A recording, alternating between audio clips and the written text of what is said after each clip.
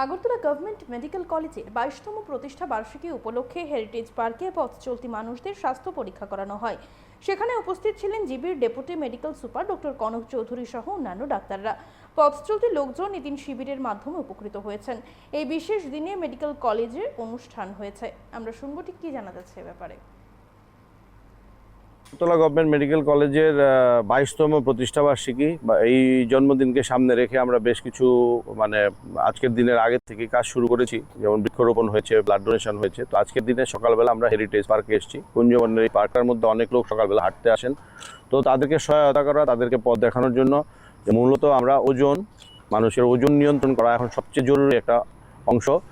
স্বাস্থ্যের ক্ষেত্রে আরেকটা খুব মূল বিষয় হচ্ছে যে প্রেশার ঠিক রাখা, ব্লাড প্রেশার যাতে ঠিক থাকে এবং সেই সঙ্গে ব্লাড সুগার। তো এই তিনটে জিনিসকে আমরা সামনে আজকে তুলে ধরছি।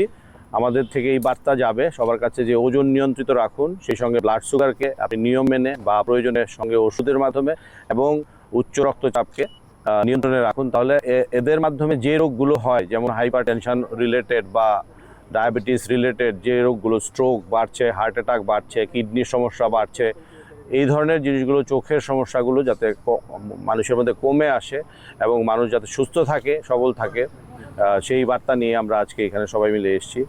এবং আমাদের আজকে এই পরীক্ষাগুলো করা হচ্ছে এখানে বিনামূল্যে। আমরা পরীক্ষাগুলো করছি।